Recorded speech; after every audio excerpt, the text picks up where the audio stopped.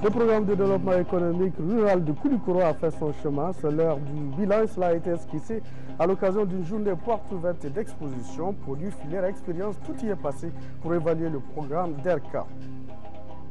Le pavage des rues de la cité des Rails, c'est la trouvaille de la mairie de Caille, 90 millions pour les rues Sundiata et Liberté ainsi que le boulevard de l'Indépendance. C'est avec le partenariat de l'APEJ. Et puis la rentrée universitaire se prépare activement. Le Centre national des œuvres universitaires, CENU, était face à la presse ce matin pour dévoiler ses stratégies sur les questions de bourse et du campus scolaire. Nous sommes vendredi 16 décembre 2011. Bonsoir à tous et bienvenue. Le taux d'infection du VIH-Sida est en baisse progressive au Mali selon le secrétariat exécutif du Haut Conseil national de lutte contre le sida de 44 personnes par jour. On est passé à 22 des révélations faites au cours de la session annuelle du Haut Conseil national de lutte contre le sida qui s'est tenue ce matin à Koulouba sous la présidence du chef de l'État. Amadou Toumani Touré a une fois de plus réitéré son engagement pour un Mali zéro infection en matière de VIH en interpellant toutes les couches socio-économiques en faveur de la création du Fonds national de solidarité et de lutte contre le sida. Ibrahima Traoré. Au cours de ces dernières années, le Mali a fait des efforts considérables dans la lutte contre le VIH-Sida. On note une nette amélioration de la disponibilité des services de prévention et de traitement. À la date du 30 septembre, le secrétaire exécutif du Haut Conseil national de lutte contre le Sida relève qu'il y avait 89 sites de prise en charge des personnes vivant avec le VIH à travers le pays. Le nombre de patients initiés au traitement antirétroviral avoisine les 39 000 personnes, alors que la prévalence est en baisse. Au niveau national, nous avons un taux de 1,3%. Ça, c'est le niveau national. Disons que c'était depuis 2006 déjà. Et normalement, cette année, on devrait faire une enquête de démographie et de santé. Et nous pensons que si nous faisons cette enquête-là, certainement en début de 2012, le Mali va descendre en dessous de la barre de 1%.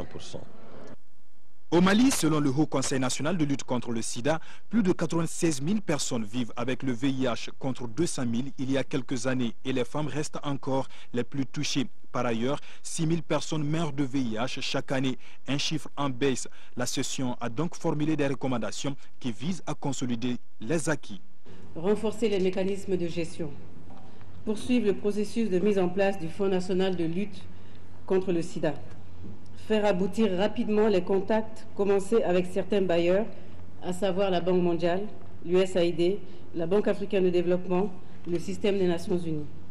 Les ministres de la Santé et celui de l'enseignement supérieur ainsi que les gouverneurs de région se sont succédés au micro pour faire l'état des lieux de la lutte contre ce fléau dans leurs départements respectifs et dans les régions du pays. Les partenaires techniques et financiers présents à la session ont réitéré leur engagement à accompagner le Mali à faire face aux défis du VIH. Nous pouvons affirmer sans nous tromper que le Mali a été compris par ses partenaires qui partagent désormais sa vision, ses stratégies et politiques dans le domaine de la lutte contre le sida. Les partenaires techniques et financiers sont confortés dans leur conviction que le Mali peut envisager la réalisation de l'objectif qu'il s'est assigné avec l'accompagnement réaffirmé de partenaires décidés à lui apporter l'appui et l'accompagnement nécessaires. Aujourd'hui, les besoins du Mali sont couverts à 80% par l'aide internationale. Le président de la République demande l'accélération de la mise en place du Fonds national de lutte contre le sida afin de réduire la dépendance financière de l'extérieur. C'est une nécessité vitale et c'est une souveraineté nationale. C'est même une sécurité nationale. Je pense qu'il faut travailler rapidement sur ce fonds pour inverser les tendances. Troisième pays africain, le Mali est fier de son rang et nous ferons tout pour maintenir ce rang. Nous ne sommes pas loin des objectifs du millénaire. Nous sommes entre 80 jusqu'à 85% de couverture, ce qui est un résultat particulièrement brillant que plusieurs pays auraient bien voulu avoir à leur bilan. Maintenant, il faut maintenir le cap, resserrer les rangs, malgré quelques difficultés de parcours, c'est qui est tout à fait normal dans une vie. Mais surtout, il faut qu'on croie en nous-mêmes et nous croyons en notre programme et que nous continuons à travailler pour la réussite encore et la consolidation du programme déjà acquis. Dans la salle, les préoccupations des uns et des autres ont porté essentiellement sur la prise en compte du genre dans la lutte contre la pandémie et la prévention en milieu jeune. La session s'est achevée sur une note d'espoir pour un Mali avec 0 infection en matière de VIH. Et le reste à Koulouba, nous venons de le recevoir un courrier très chaud. C'est un décret numéro 211-2011-879 PRM du 16 décembre 2011 portant convocation de l'Assemblée nationale en session extraordinaire. Le président de la République, vu la Constitution, vu le décret numéro 2011-173 PRM du 3 avril 2011 portant nomination du Premier ministre à la demande du Premier ministre, décrète article 1er. L'Assemblée nationale est convoquée en session extraordinaire le lundi 19 décembre 2011. Article 2. L'ordre du jour de cette session extraordinaire porte sur l'examen des projets de texte suivants. 1. Projet de loi portant création d'un fonds d'appui à l'autonomisation de la femme et l'épanouissement de l'enfant FAF. 2. Projet de loi portant principes fondamentaux de l'organisation administrative du territoire. 3. Projet de loi portant modification de la loi numéro 93-008 du 11 février 1993 déterminant les conditions de la libre administration des collectivités territoriales. 4. Projet de loi relatif aux collectivités territoriales. 5. Projet de loi portant création des circonscriptions administratives en République du Mali. 6. Projet de loi portant création des cercles et arrondissements des régions de Tombouctou, Taoudéni, Gao et Menaka. 7. Projet de loi fixant les émoluments et les autres avantages accordés au président de la République. 8. Projet de loi relatif à la pension et aux avantages accordés aux anciens présidents de la République. 9. Projet de loi abrogeant et remplaçant la loi du 25 août 2003 instituant le vérificateur général. 10. Projet de loi portant modification de la loi du 14 mars 1997 instituant le médiateur de la République. 11. Projet de loi portant code minier. 12. Projet de loi portant code des investissements. 13. Projet de loi relatif à la lutte contre la traite des personnes et pratiques assimilées. 14. Projet de loi portant interdiction de la production, de l'importation, de la commercialisation, de la détention et de l'utilisation de granulés de sachets plastiques en République du Mali. 15. Projet de loi régissant la production, l'importation, l'exploitation, la diffusion et le contrôle de semences, ovules et embryons d'origine animale et des reproducteurs. 16. Projet de loi portant création de budgets annexes auprès des entrepôts maliens au Ghana et Maga et en Guinée et Magui. 17. Projet de loi relatif aux services privés de communication audiovisuelle. 18. Projet de loi portant modification de la loi numéro 03025 du 21 juillet 2003 autorisant les paris sur les courses de chevaux et certains jeux de hasard. 19. Projet de loi portant règlement général du budget d'État 2009. 20. Projet de loi portant règlement général du budget d'État 2010. 21. Projet de loi relatif au bien-être animal. 22. Projet de loi relatif aux établissements privés d'enseignement en République du Mali. 23. Projet de loi régissant la publicité. 24. Projet de loi relatif à l'autorité de régulation du secteur coton. Article 4. Le présent décret sera enregistré et publié au journal officiel signé Bamako le 16 décembre 2011, le président de la République, Amadou Toumani Touré. Et puis toujours concernant l'Assemblée nationale, sachez que les députés ont voté cet après-midi le projet de loi portant modification de la loi 06044-2006 portant loi électorale et le projet de loi autorisant le gouvernement à prendre certaines mesures par ordonnance. Ces deux projets de loi ont été votés à l'unanimité des députés présents. C'était sous la présidence de Dioncounda Traoré, président de l'Assemblée nationale du Mali. Nous reviendrons sur ce reportage dans nos prochaines éditions avec Mahamadou Doumbia, l'Assemblée nationale donc, qui a clôturé la session budgétaire d'octobre et qui est donc invité, vous l'avez entendu tout à l'heure, sur ce décret du président de la République qui sont l'Assemblée nationale convient en session extraordinaire pour le lundi prochain. Nous reviendrons sur ce communiqué au cours de cette édition. Les nouveaux ambassadeurs de l'Ukraine et de l'Italie au Mali, avec résidence à Alger pour le premier et Dakar pour le second, ont présenté ce matin leur lettre de créance au président de la République. Les deux diplomates, l'Ukrainien Valéry Kirdoda et l'Italien Arturo Luzzi, se sont entretenus avec le chef de l'État. Ces contacts ont permis de réfléchir aux stratégies qui seront mises en place pour mieux développer les relations économiques entre notre pays et leur pays. Daouda Sidiki Diarra. Palais diplomatique à Koulouba ce vendredi et l'Ukrainien Valéry Kirdoda est le premier à arriver au palais. Il a présenté cette lettre de créance l'accréditant comme ambassadeur extraordinaire et plénipotentiaire ukrainien au Mali avec résidence à Alger. Conseiller diplomatique de première classe, marié, père de 2 enfants, son Excellence Valéry Kirdoda est âgé de 50 ans. Il a fréquenté l'Université nationale de Kiev, Shevchenko, où il a étudié le droit international et en est sorti interprète de la langue française. De novembre 2009 jusqu'à nos jours, il est ambassadeur de son pays en Algérie. Sa suite, le nouvel ambassadeur de l'Italie au Mali avec résidence à Dakar a fait son entrée au palais présidentiel pour présenter également sa lettre de créance au président de la République.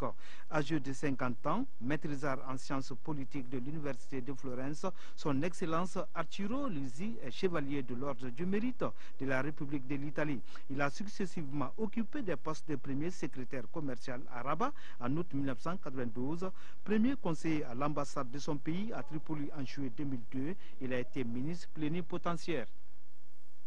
Et nous restons toujours à Koulouba où le président de la République a reçu en audience le président de l'association des médiateurs de l'UEMOA, Albert Thévo-Djéré, était venu remercier le chef de l'État pour son soutien à la création de l'association des médiateurs de l'Union économique monétaire ouest-africaine UEMOA. Il est venu également solliciter les conseils et l'accompagnement du président Amadou Toumani Touré. Ibrahima Traoré. Je dois venir au Mali pour remercier une nouvelle fois le président de la République qui a été l'un des initiateurs de notre association des médiateurs de l'UEMOA, parce que c'est de son temps, quand il était président d'exercice, que nous avons été créés. Je dois aussi le remercier après le deuil douloureux du départ du médiateur, de la médiatrice du Mali, d'avoir nommé M. Sissoko Django, qui est pour nous vraiment une bénédiction. C'est une nomination qui nous réjouit dans la mesure où il y a une expérience et un savoir-faire que nous avons là à notre disposition. Puis enfin, je suis venu parce que le Mali est au carrefour d'un certain nombre de décisions politiques et le Mali est au carrefour d'un certain nombre de priorités, de préoccupations de sécurité générale, de sécurité alimentaire, etc. Donc tout ceci méritait que j'écoute. Je viens d'entendre le président qui nous a beaucoup instruit sur les préoccupations qui sont les siennes aujourd'hui et qui nous a instruit, nous a demandé un certain travail de médiation dans les problèmes généraux qui se posent aujourd'hui en Afrique. Voilà, le président de l'association des médiateurs de l'UEMOA, Albert Thévo-Djéré, à sa sortie d'audience à Koulouba au micro de Ibrahima Traoré. L'Organisation des Nations Unies pour l'alimentation et l'agriculture FAO se dit prête à accompagner davantage le Mali pour relever les défis de la sécurité alimentaire. Le directeur général adjoint de la FAO est venu réaffirmer cet engagement au Premier ministre au cours d'une audience. Et pour ce faire, l'organisation onusienne entend aider notre pays à mettre en place de bons projets pour l'augmentation de la production du riz et d'autres céréales. Bourama Traoré.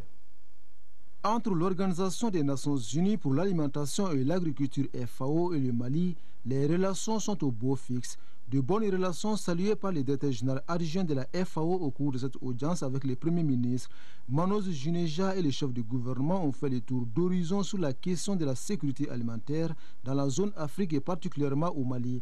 Les deux personnalités s'accordent sur la mauvaise campagne agricole 2011-2012. Il y a eu une chute de production à cause de la sécheresse et ça a aussi causé une flambée des prix. Et nous sommes ici pour aider le gouvernement. Aider le gouvernement malien à élaborer de bonnes politiques pour relever les défis de la sécurité alimentaire. La FAO s'est dit également disposée à accompagner notre pays dans la mise en place de meilleurs projets en vue de l'augmentation de la production céréalière. Nous pouvons aider dans la distribution des semences, des engrais et de faire des projets concrets comme ceux d'augmenter la productivité de riz, des autres céréales, et aussi d'augmenter la gestion de l'eau dans le pays, qui est vraiment très important pour augmenter la productivité. Ce qui permettra de contribuer à l'atteinte de l'autosuffisance alimentaire au Mali, car comme dit un adage, ventre creux n'a point d'oreille. Le Conseil économique, social et culturel a clôturé ce matin la 3e session extraordinaire de sa 4e mandature. Les travaux qui étaient dirigés par le président de l'institution, Jamil Bitar, ont été marqués par la présentation du nouveau bureau du Conseil économique, social et culturel. 6 nouveaux membres ont fait leur entrée dans le bureau, parmi lesquels une femme, Oumar Kourechi.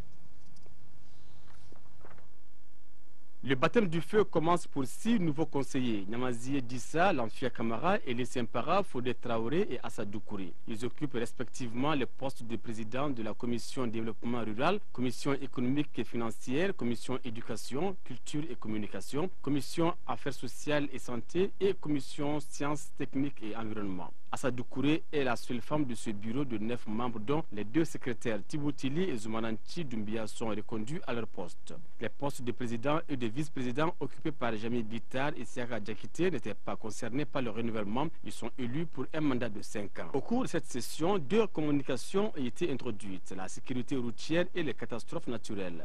Les thèmes sont d'actualité et interpellent tout le monde. La sécurité routière est une préoccupation majeure. À longueur de journée, il y a des Maliens qui perdent la vie. C'est triste, mais le constat est très amer.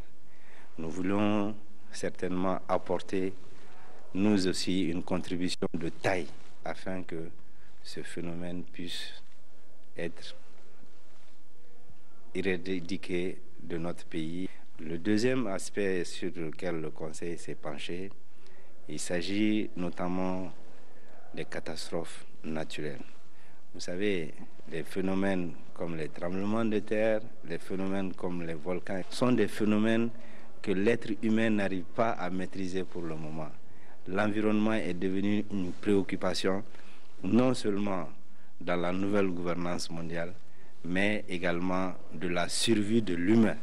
Et c'est très très important pour nous. Le président du Conseil a promis de faire parvenir les conclusions de ces discussions aux autorités compétentes pour que les décisions appropriées soient prises. Une minute de silence a été observée à la mémoire de Djadje Mayentao, ancien membre du Conseil économique décédé en septembre dernier. La prochaine session du Conseil économique, social et culturel est prévue pour février 2012.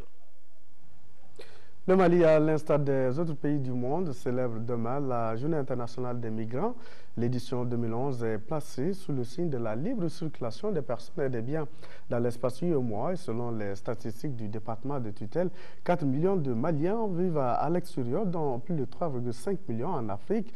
À l'occasion de cette Journée internationale des migrants, le ministre des Maliens de l'extérieur et de l'intégration africaine, Badra Alou Makalou, a fait une déclaration dont nous proposons ici un extrait.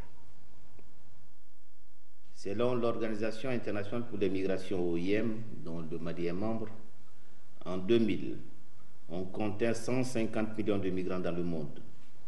Aujourd'hui, ce chiffre est passé à 240 millions et pourrait atteindre 405 millions en 2050 sous l'effet des disparités démographiques croissantes, des modifications de l'environnement, des nouvelles forces politiques et économiques qui s'exercent dans le monde, des révolutions technologiques et des réseaux sociaux. La configuration des mouvements migratoires à travers le monde est devenue multidirectionnelle, faisant de la majorité des nations, à des degrés divers, des pays d'origine, de transit et de destination des migrants. Le Mali, terre d'accueil, d'hospitalité reconnue et de brassage multiséculaire, n'échappe pas à la réalité actuelle du phénomène migratoire. Le nombre des Maliens vivant à l'extérieur est estimé à 4 millions, dont plus de 300 500 000 en Afrique. Pour la 3e année consécutive, le Mali célèbre la Journée internationale des migrants. L'édition de cette année est placée sous le signe de la libre circulation des personnes et des biens dans l'espace CEDEAO, Communauté économique des États de l'Afrique de l'Ouest. Voilà, demain donc 17 décembre, Le Mali célèbre à l'instar des autres pays la journée mondiale, la journée internationale des migrants. Signature d'un protocole d'accord cet après-midi entre le ministre de l'élevage et de la pêche et le représentant de l'association des éleveurs italiens. L'association en question est chargée des questions institutionnelles pour la promotion de l'élevage. Elle siège au ministère italien de l'élevage et pour le Mali, il s'agit de renforcer les capacités de production dans la filière lait et viande. Ça va, c'est ce coup. En paraphant ce protocole d'accord, le Mali et l'Italie s'engagent à coopérer dans le secteur de l'élevage. Il s'agira de renforcer techniquement la production du lait et de la viande essentiellement. Le Mali ayant un potentiel important dans le domaine de l'élevage, il occupe une place de choix pour le partenaire italien. L'Italie n'a pas un cheptel si important que le Mali. On nous parle de millions de têtes. Par contre, en Italie, on parle de milliers. C'est vrai, il y a beaucoup d'animaux, mais il faudrait qu'on fasse une sélection sur les races, ressources génétiques sur lesquelles on pourra travailler pour pouvoir fixer certains caractères génétiques et en fonction du marché malien et non seulement, mais aussi le marché international, répondre à ces exigences. Le ministre de l'Élevage et de la Pêche soutient qu'au-delà du renforcement des capacités techniques, il s'agit aussi d'assurer le développement économique et le bien-être du Mali et de ses populations. Notre pays est le plus grand pays d'élevage de l'espace UEMOA, le deuxième après le Nigeria de l'espace CEDEAO. Donc, amener notre cheptel à produire davantage de lait, davantage de viande et de sous-produits pour la consommation des Maliennes et des Maliens. Au plan macroéconomique, le ministère des Finances attire notre attention sur le fait que, bon an, mal an, 15 à 20 milliards de devises sont dépensées par notre pays pour acheter du lait et des produits laitiers pour assurer la consommation des Maliens. Alors le paradoxe, grand pays d'élevage, grand importateur de produits laitiers. Je pense que ceci est un défi à relever. Et voilà toute notre ambition. Le protocole d'accord prévoit aussi des bourses de stage et de formation au sein de l'association des éleveurs italiens. Voilà, élevage, pêche, agriculture, tout cela il en a été question au cours des journées portes ouvertes sur le programme de développement économique rural de la région de Koulikoro, le DERC. C'était hier dans l'enceinte de la Chambre d'agriculture de la région. La journée organisée par cette chambre régionale vise à promouvoir l'agriculture au Mali en deuxième région, échanger aussi les expériences en matière de transformation des produits agricoles entre les paysans de différentes filières, l'exposition de produits, la visite d'installation et une projection de films sur certaines réalisations de programmes sont des activités qui ont marqué ces journées portes ouvertes. Reportage Agali Agagissa. Les producteurs des cercles de Douila, Banamba et Koulikoro ont pris part à cette journée porte ouverte sur le programme de développement économique de la région de Koulikoro d'Erka. Ces paysans membres de plusieurs coopératives ont montré leur savoir-faire à travers une exposition des produits issus de la transformation de nos céréales et autres produits agricoles. Les savons à base du beurre de karité, l'huile de sésame, les biscuits et plusieurs autres produits étaient présentés dans les stands. La projection de films sur les acquis du programme financé par l'ambassade du Royaume des Pays-Bas au Mali et mise en œuvre par la Chambre régionale d'agriculture de Koulikoro vise à rassurer les partenaires de l'utilisation judicieuse des fonds. Aujourd'hui, le résultat est là, donc on est fiers du résultat, les bailleurs sont fiers du résultat et on fait l'appel au gouvernement. Tous les projets qui viennent pour le monde rural, il faut convier à la Chambre d'agriculture. C'est pourquoi on est en train de filmer et montrer. La formation et l'appui des producteurs et l'équipement des unions des producteurs sont entre autres les retombées de ce programme qui prendra fin le 31 décembre prochain. Même si le projet prend fin, nous avons vu des acteurs déjà formés, suffisamment formés pour prendre en charge, se prendre en charge eux-mêmes. Mais nous allons nous battre pour que les projets puissent continuer sous d'autres formes, qu'il y ait d'autres bailleurs de fonds. Il n'y a pas de raison qu'on laisse tomber toutes ces femmes qui sont au boulot et qui font de l'économie malienne une économie vivante et une économie dynamique. Autre temps fort de cette journée, c'est la visite par le ministre de l'Agriculture des installations faites à Banamba dans le cadre de la promotion de la culture du sésame. Plus de 2000 producteurs de 24 coopératives sont regroupés au sein d'une union de producteurs de sésame de Banamba. L'union qui bénéficie de l'appui du DERCA veut être plus outillée pour transformer le sésame sur place afin de contribuer pleinement à l'épanouissement de ses membres. Et après nos champs et campagnes, nous parlons de nos villes. En première région, lancement hier après-midi des travaux de pavage des rues Sundiata et 35 du quartier Liberté de Caille, deux rues qui vont du Grand Marché au boulevard de l'Indépendance de la ville de Caille. Le projet coûtera 90 millions de francs CFA financé par la mairie de la commune urbaine de Caille et l'Agence pour la promotion de l'emploi des jeunes APEJ. Ce projet permettra la création d'emplois et l'amélioration du cadre de vie de la population. Des projets similaires seront d'ailleurs réalisés dans la commune urbaine de Nioro du Sahel et à Somankidi. Mahamadou Alioubari, Artem Caille. Cette cérémonie consacre le lancement officiel des travaux de pavage des rues Sundiata et 35 de Caille Liberté. D'une longueur de 600 mètres, ces deux rues sont les plus fréquentées de la cité des Rails. Elles relient le grand marché de Caille au boulevard de l'Indépendance. Ce projet va non seulement créer de nombreux emplois pour les jeunes, mais aussi va contribuer à améliorer le cadre de vie de la population.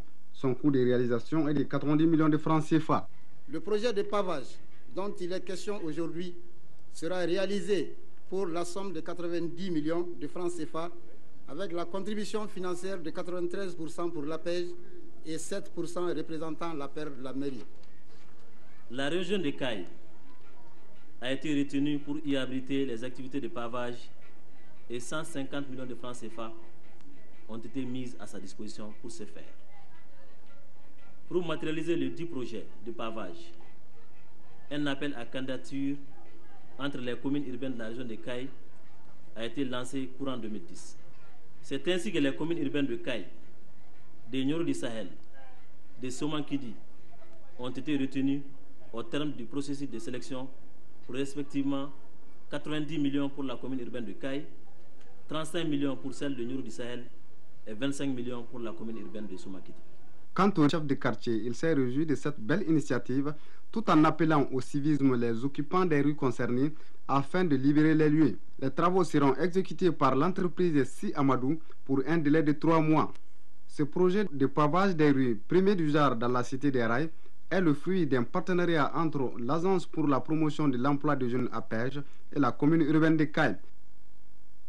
Et nous parlons de cet hommage à deux enseignants, désormais immortalisés dans le cercle de Nyono, à travers deux écoles qui portent désormais leur nom. Il s'agit de l'école de Kogoni, baptisée Mori Keita, son premier directeur, et l'école de Songo, baptisée Ntiblin Koulibaly, également premier directeur du dit établissement. Les cérémonies de baptême étaient présidées par le ministre Djigiba Keita de la Jeunesse et des Sports et son collègue Aruna Sissi du développement social, de l'économie solidaire et des personnes âgées. Au terme Segou, les détails avec Fousseini Samaki. Si la terre ne ment pas, l'école aussi ne ment pas. C'est avec cette phrase que le ministre du Développement social de Aruna Sissé a présidé le baptême de l'école de Kogoni dans le cercle de Nyono. L'école porte le nom de Feu Mari Keita, un acteur de la promotion de la scolarisation des enfants. Monsieur Keita, père, a compris très tôt que l'avenir est investi dans l'école.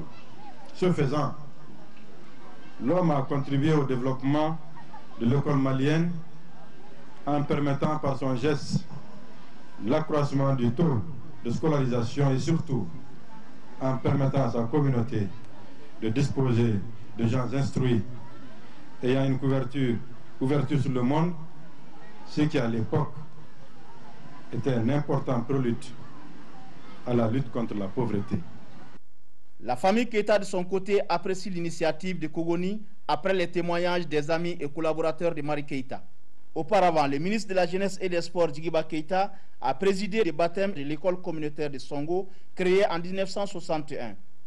Elle porte aussi le nom de son premier directeur, Ntiblin Koulibaly. Au ministère de l'Éducation nationale, de l'alphabétisation et des langues nationales, nous magnifions des exemples du genre, car ils font la fierté de l'éducation et de l'enseignant.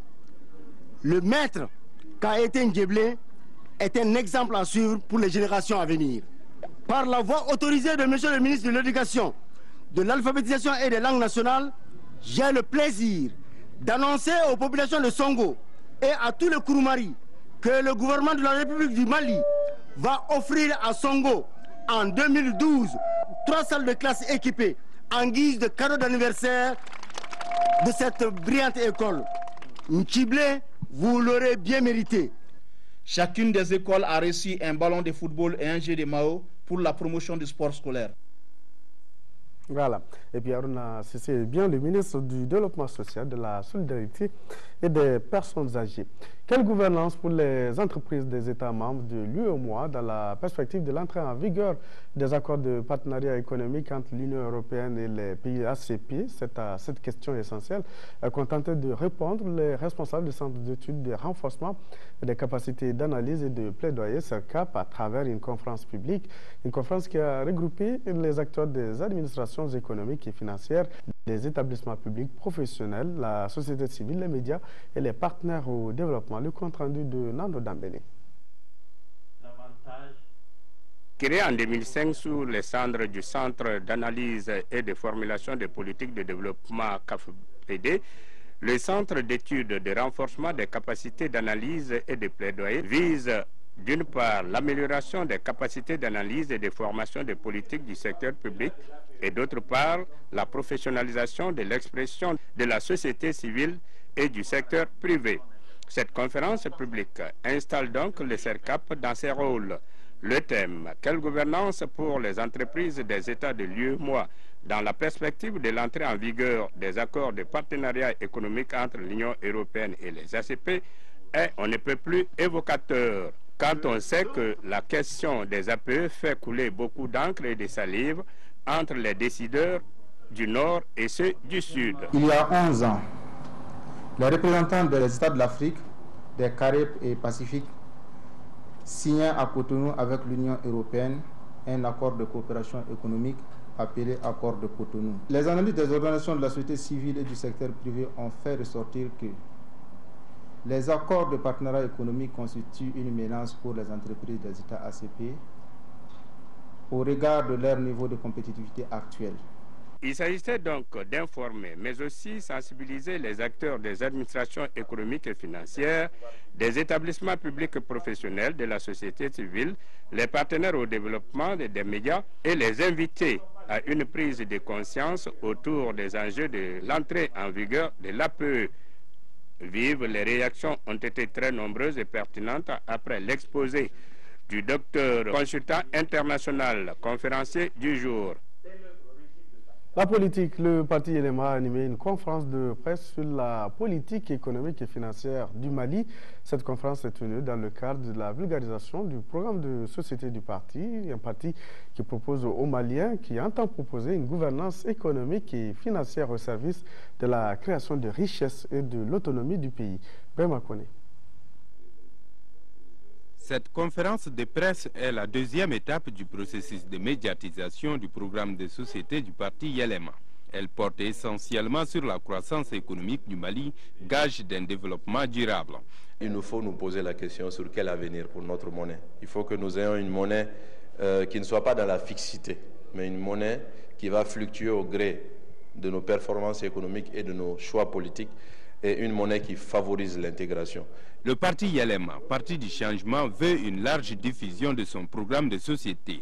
C'est là à travers l'animation d'une vingtaine de conférences de presse avant la période électorale. L'idée concrète est que nous souhaitons que notre pays se dote d'un chef d'État en connaissance de cause.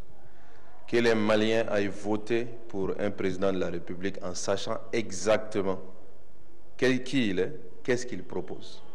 C'est pourquoi nous entendons faire en sorte que nos propositions soient connues, comprises, détaillées, débattues, souvent même contredites, mais que tous les électeurs sachent ce que nous voulons pour notre pays. Le parti YLMA se propose de travailler dans l'orthodoxie budgétaire une fois au pouvoir.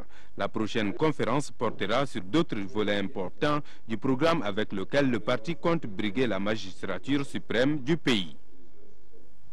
Dans le cadre du programme d'excellence UNESCO pour l'artisanat, les responsables du bureau multipays de cette organisation à Bamako ont procédé aujourd'hui à la remise d'attestations aux lauréats. Parmi 51 œuvres, 11 ont été sélectionnées par le jury et cette édition de 2011 a vu la participation des représentants du Niger, du Burkina Faso, de la Guinée-Conakry et du Mali. L'objectif de la compétition est de donner un éclat particulier à leurs œuvres au niveau international. Tchemo Konate. Ils sont nigériens, burkinabés, guinéens et maliens. Ce sont des artisans qui mettent en exergue leur talent au cours de cette exposition de produits artisanaux organisée par l'UNESCO. C'est dans le cadre du programme d'excellence pour l'artisanat de cette organisation internationale. Un jury composé d'une Sénégalaise, d'une Guinéenne et d'une Française a sélectionné 11 œuvres d'art parmi 51. Ces œuvres réalisées sont en cuir, en textile, en bronze, en métal, en corne ou en bois. Le programme de la reconnaissance d'excellence UNESCO pour l'artisanat poursuit principalement 4 grands objectifs. Tout d'abord, il cherche à établir des standards d'excellence pour les produits artisanaux. Le deuxième objectif est d'encourager l'innovation. Nous poursuivons également l'objectif d'assurer une formation et offrir un programme d'appui. Et enfin, nos efforts visent à offrir des opportunités pour assurer la pérennité des entreprises artisanales. Cette initiative de l'UNESCO cadre parfaitement avec la vision des autorités maliennes en matière d'artisanat. C'est un très grand plaisir pour nous que cette reconnaissance déjà puisse leur permettre, en tout cas de les encourager pour pouvoir améliorer davantage leurs œuvres, afin de pouvoir les rendre beaucoup plus compétitifs sur le marché international, qui, vous n'ignorez pas, de plus en plus devient très très exigeant avec la mondialisation qui n'épargne aucune frontière. Il est attendu des lauréats, des critiques et des suggestions permettant à l'UNESCO de mesurer l'impact du programme pour mieux orienter les actions futures. Le programme de la reconnaissance d'excellence UNESCO pour l'artisanat a été initié en 2001 pour inciter les acteurs à la créativité en vue de la valorisation de leurs produits sur la scène internationale. L'édition 2011 intervient après celle de 2001 et 2007.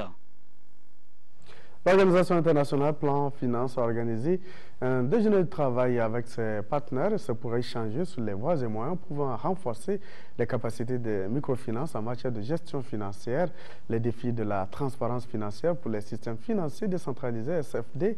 Tel est le thème de ce déjeuner de travail, compte rendu Fademba Keita. La production des données fiables en matière de gestion est une préalable à la transparence financière. Selon les experts, cette transparence financière reste une exigence pour les institutions de microfinance et les systèmes financiers décentralisés.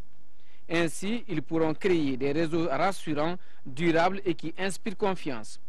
C'est ce qui justifie la tenue de cette rencontre initiée par l'organisation internationale Planète Finance. Les débats autour du thème « Les défis de la transparence financière sur les systèmes financiers décentralisés » ont essentiellement porté sur le guide des 10 bonnes pratiques proposées, les objectifs et la méthodologie du guide, toutes choses susceptibles de faciliter la promotion des secteurs financiers inclusifs dans les pays concernés. Et nous voulons échanger avec les partenaires du secteur de la microfinance sur ces 10 bonnes pratiques. Entre autres, on peut citer la production de données fiables, le contrôle sur tous ces aspects, que ce soit le contrôle interne, l'audit ou l'audit externe, et surtout les ressources humaines. Micro-entrepreneurs, clients des systèmes financiers décentralisés, partenaires du projet sont répartis dans 4 pays de la sous-région qui sont le Sénégal, le Mali, le Bénin et le Burkina Faso, avec près de 250 000 réseaux partenaires bénéficiaires.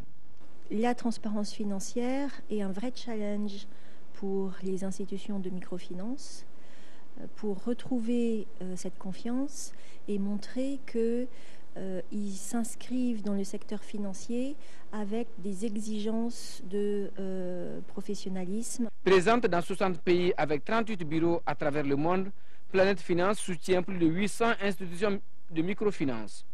L'organisation internationale a pour mission essentielle de réduire considérablement la pauvreté dans le monde par le développement de la microfinance.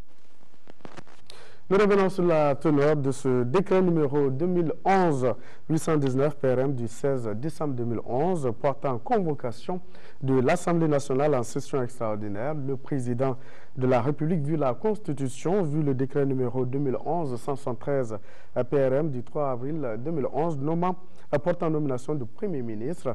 À la demande du Premier ministre, décrète article 1er. L'Assemblée nationale est convoquée en session extraordinaire le lundi 19 décembre 2011. Article 2. L'article 2, donc, lors du jour de cette session extraordinaire, porte sur l'examen des projets de texte suivants. 1. Projet de loi portant création d'un fonds d'appui à l'autonomisation de la femme et l'épanouissement de l'enfant FAF. 2. Projet de loi portant principes fondamentaux de l'organisation administrative du territoire. 3 projets de loi portant modification de la loi numéro 93-08 du 11 février 1993 déterminant les conditions de la libre administration des collectivités territoriales. 4 projets de loi relatifs aux collectivités territoriales. 5 projets de loi portant création de circonscriptions administratives en République du Mali. 6 projets de loi portant création des cercles et arrondissements des régions de Tombouctou, Taodéni, Gao et Menaka. 7 projets de loi fixant les émoluments et autres avantages accordés au président de la République. 8 projets de loi relatifs à la pension et aux avantages accordés aux anciens présidents de la République. 9 projets de loi abrogeant et remplaçant la loi du 25 août 2003 instituant le vérificateur général. 10 projets de loi portant modification de la loi du 14 mars 1997 instituant le médiateur de la République. 11 projets de loi portant code minier. 12 projets de loi portant code des investissements. 13 projets de loi relatifs à la lutte contre la traite des personnes et pratiques assimilées. 14 projets de loi portant interdiction de la production, de l'importation, de la commercialisation, de la détention, de l'utilisation des granulés de sachets plastiques en République du Mali. 15 projets de loi régissant la production, l'importation, l'exportation, la diffusion et le contrôle des semences, ovules et embryons d'origine animale et des reproducteurs. 16 projets de loi portant création de budgets annexes auprès des entrepôts maliens au Ghana et Magaï, en Guinée et Magui. 17 projets de loi relatifs aux services privés de communication audiovisuelle. 18 projets de loi portant modification de la loi numéro 03-025 du 21 juillet 2003 autorisant les paris sur les courses de chevaux et certains jeux de hasard. 19 projets de loi portant règlement général du budget d'État 2009. 20 projets de loi portant règlement général du budget d'État 2010. 21 projets de loi relatifs au bien-être animal. 22 projets de loi relatifs aux établissements privés d'enseignement en République du Mali. 23 projets de loi régissant la publicité. 24 projets de loi relatifs à l'autorité de régulation du secteur coton. Article 4, le présent décret sera enregistré et publié au journal officiel signé le président de la République, Amadou Toumani Touré. Les membres du Centre national des œuvres universitaires étaient ce matin face à la presse.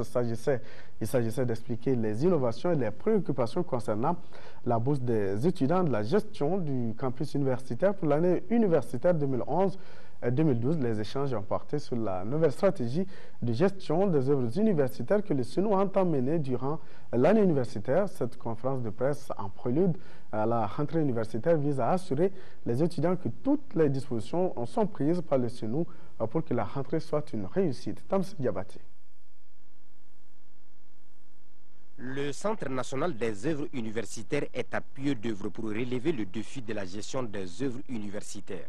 Pour plus de transparence dans cette gestion, les membres du centre ont tenu à expliciter à la presse les innovations, les contraintes et les préoccupations de l'année universitaire 2011-2012. En effet, avec les objectifs assignés, le SENU compte bien relever le défi. En ce qui concerne les dispositions prises par le SENU pour la rentrée universitaire, il y a la réhabilitation des dortoirs universitaires, des campus étatiques, la FAS, l'UG, la FM Post, l'hyper de Katibougou. En ce qui concerne l'hyper de Pardo, je dois préciser que les travaux n'ont pas commencé pour une raison très pratique.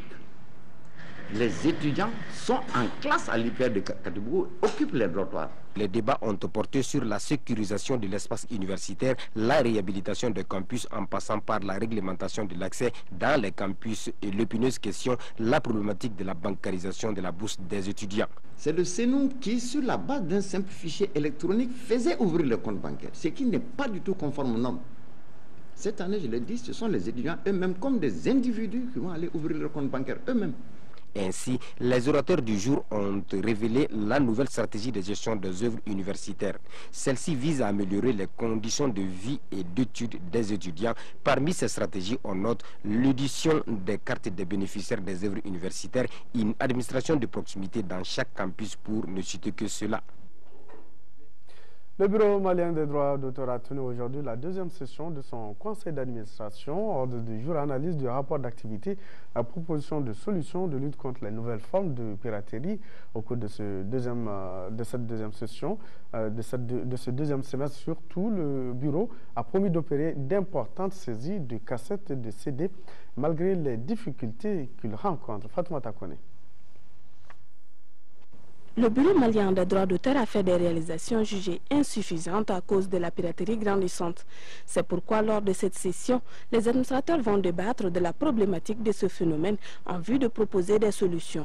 La persistance de la piraterie, la numérisation, les filières de la musique, du cinéma et même du livre sont particulièrement affectés. Les droits de reproduction mécanique sont en nette diminution. Leur importation est presque à l'arrêt. Les recettes en provenance de l'étranger sont en baisse constante. Face à cette situation, je vous invite à réfléchir sur les voies et les moyens les plus appropriés pour une protection plus efficace des droits des créateurs. Le Bureau malien des droits d'auteur veut mener à bien sa mission de défense des artistes en partenariat avec l'État.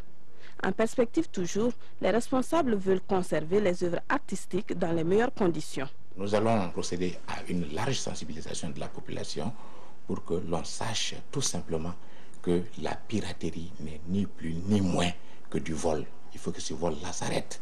Et pour lutter contre cela que j'appelle les voleurs, eh bien, nous allons mobiliser toutes les forces qui sont à notre disposition. Et bien sûr, la lutte sera menée conformément à la loi, dans le cadre bien légal de notre pays. Mais je dis encore que c'est une lutte qui sera menée sans merci. L'année 2011 a été marquée par la disparition de certains artistes talentueux. Cela a affecté le milieu de la culture. C'est pourquoi, au cours de cette rencontre, une minute de silence a été accordée en leur mémoire. L'Union des sociétés coopératives de construction immobilière tient sa deuxième assemblée statutaire 2011 à son siège en commune 3. L'aménagement de parcelles obtenues à Gouana, commune rurale de Kalavankura, et le projet de coopérative financière font partie des points inscrits à l'ordre du jour. Moïse Traoré. Une cinquantaine de coopératives sont membres de l'Union des sociétés coopératives de construction immobilière UCOSIMA BTP. Les coopérateurs sont à la recherche de moyens de réalisation de leurs projets. Une coopérative financière est en gestation. Nous, au Mali, nous disons simplement coopérative d'épargne et de crédit. C'est que les coopératives peinent à trouver les ressources nécessaires pour pouvoir démarrer leurs travaux en termes d'aménagement et de construction. Et donc, nous avons mené des enquêtes auprès d'autres institutions de finances. Et nous sommes parvenus à conclure que pour que les coopératives puissent se prendre en charge, il va falloir qu'elles s'organisent davantage en termes d'épargne, parce que les gens n'épargnent pas beaucoup chez nous. La mission au Mexique a eu lieu du 14 au 29 novembre 2011. Cette deuxième et dernière Assemblée générale statutaire 2011 débat également de la situation du projet foncier dont plusieurs coopératives bénéficient à Gouana. Le plus important à nos yeux, c'est l'aménagement de ces sites-là pour pouvoir commencer, sinon démarrer les travaux de construction de logements qui tardent à venir depuis un certain temps. Les coopératives d'habitat, émanation de la stratégie nationale du logement, attendent toutefois une aide de l'État pour le financement de leurs projets de construction. Le forum sur le développement du cercle de Nioro du Sahel s'est tenu pendant 3 jours, du 12 au 14 décembre, avec la participation de centaines de cadres politiques, administratifs, résidents ou ressortissants de la localité et de nombreux partenaires et ONG, organisé par le Conseil de cercle et présidé par le gouverneur de la région de Caille. Ce forum a été l'occasion d'intenses échanges et de recommandations fortes sur le développement du cercle de Nioro. Le point avec Moussa Diakité sur place. Organisé par le Conseil des cercles de Nioro, les ressortissants du cercle en collaboration avec les autorités régionales de Caille, ce forum visait à faire un diagnostic de la situation économique, sociale et culturelle, à identifier les différentes potentialités du cercle, notamment les filières porteuses, à approfondir les réflexions sur les difficultés majeures liées au développement économique, social et culturel du cercle. Pendant 3 jours, Les participants ont enrichi leurs réflexions et ont engagé des débats sur le rôle du cercle dans le schéma institutionnel de la décentralisation au Mali, l'analyse des dispositifs institutionnels et financiers du cercle, la collaboration entre le cercle et ses partenaires, le comportement des populations face au changement climatique, les stratégies de gestion des conflits entre agriculteurs et éleveurs dans l'exploitation des ressources agro-silvo-pastorales, entre autres. Étant donné que la politique de décentralisation procède d'une dynamique de gestion partagée et concertée des affaires locales, le Conseil de cercle a pris l'initiative d'organiser le présent forum qui devra réunir l'ensemble des acteurs des 16 communes du cercle et leurs partenaires autour des problématiques de développement économique, social, culturel du cercle. Je me sens en mission pour venir apporter mon soutien, celui du gouvernement de la République, celui du chef de l'État, à l'œuvre voulue et organisée par cette grande dame. Nous avons atteint nos objectifs parce que par rapport à nos partenaires d'abord qui sont venus nous soutenir financièrement et matériellement et même sur le terrain, ils sont répartis satisfaits.